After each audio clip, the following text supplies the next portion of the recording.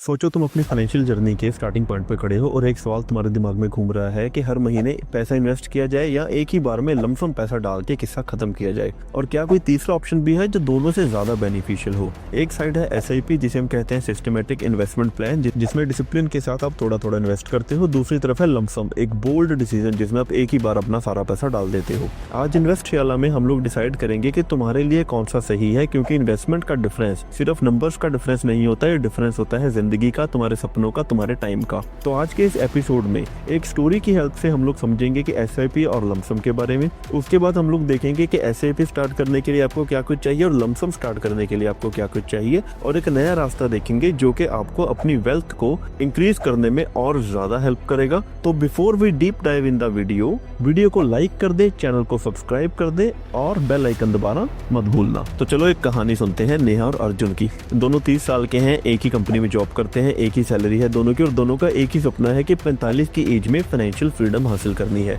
नेहा ने डिसाइड किया कि वो हर महीने 5-5 हजार रुपया इक्विटी की SIP में इन्वेस्ट करेगी। अर्जुन ने कहा कि मुझे कंपनी ने 6 लाख रुपए का बोनस दिया है, मैं एक ही बार में वो सारा पैसा इन्वेस्ट कर दूंगा, मुझे हर महीने का झंझट नहीं झेला जाता। 10 साल आगे चलते हैं टाइमलाइन में। दोनों ने इन्वेस्ट किया था। 10 साल में मार्केट ने कई नए रूप दिखाए। कई बार नेहा की SIP ज्यादा रिटर्न दे रही थी, तो किसी जगह पे अर्जुन का लमसम लीड कर रहा था। आगे चल के आप लोग देखोगे कि विनर कौन रहता है। कमेंट करके जरूर बताइएगा कि आपके अकॉर्डिंग कौन जीता। लेकिन उससे पहले हम लोग कुछ फैक्ट जानते हैं about SIP and lump sum. SIP का सबसे बड़ा स्ट्रेंथ ये होता है उसका डिसिप्लिन। मार्केट ऊपर जाए नीचे जाए, आप टाइम पे इन्वेस्ट करते रहते हो। इसकी वजह से रुपी कॉस्ट एवरेजिंग का बेनिफिट मिलता है। जब मार्केट गिरता है तो आप ज्यादा यूनिट खरीदते हो सस्ते रेट पे, और जब मार्केट ऊपर होता है तब आपको कम यूनिट मिलते हैं। एग्जाम्पल के तौर पे नेहा हर महीने 5,000 रुपए इन्वेस्ट करती है 10 साल तक। टोटल इन्वेस्टमेंट हुई 6 लाख रुपए। अगर एवरेज 12% का रिटर्न भी मिला तो फाइनल कॉर्पस रहेगा 11,20,000 रुपए,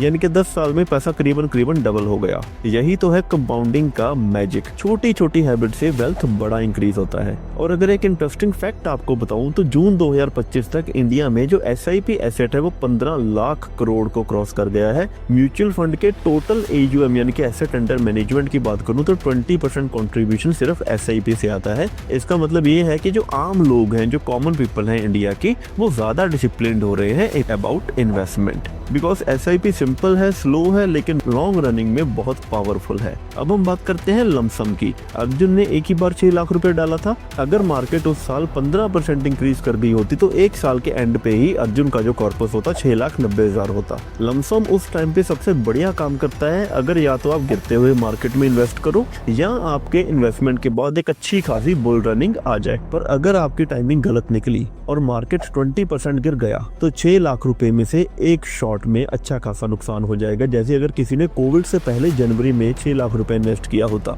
तो कोविड का लॉकडाउन शुरू होते ही मार्केट 30% तक डाउन आ गया, मतलब कुछ ही दिनों में वो पैसा कम होकर 4,80,000 रह जाता।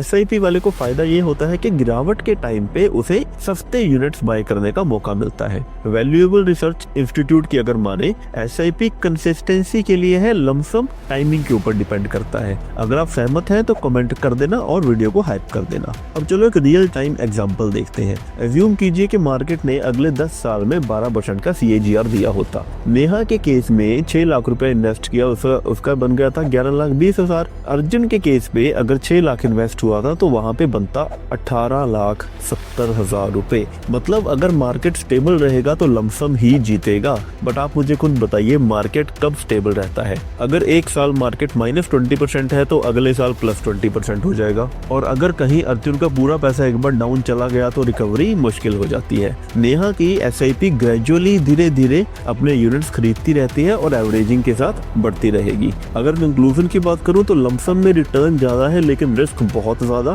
SIP में आपके पीस ऑफ माइंड रहता है और आपको अच्छा रिटर्न मिलता है। अब हम ये देखते हैं कि दोनों को स्टार्ट करने के लिए 4 साइकोलॉजिकल नीड्स क्या होती हैं आपकी। अगर लमसम की बात करूं तो आपके पास इकट्ठा पैसा होना चाहिए। आपको मालूम होना चाहिए कि मार्केट डाउन कब है या अंडर वैल्यूड कब है। आपका होराइजन कम से कम 10 या 15 साल का होना चाहिए और सबसे बड़ी बात, रिस्क टॉलरेंस आपके अंदर होनी चाहिए। अगर SIP की बात करूं, क्या आपके पास कोई रेगुलर इनकम है? क्या आप एक बोरिंग वे में इन्वेस्ट करके खुश हैं? बिकॉज SIP में कोई डोपामाइन हिट नहीं होता। आपका रिटर्न थोड़ा सा कम रह सकता है in comparison to lump sum investment. सबसे इंपॉर्टेंट बात है डिसिप्लिन। क्या आप डिसिप्लिन के साथ हर महीने इन्वेस्ट करने के लिए रेडी हैं? बिकॉज पहले 3 से 4 साल SIP कोई खास रिटर्न शो नहीं करता। फाइनेंशियल प्लानर मिस्टर BS चिम्मा कहते हैं, अगर मेरे पास एक बड़ा कैपिटल हो और मार्केट अंडर वैल्यूड हो तो मैं लंप सम इन्वेस्टमेंट करूंगा, लेकिन अगर मार्केट अंडर वैल्यूड ना हो या मैं मार्केट के लिए क्लियर नहीं हूं, then I will go for SIP।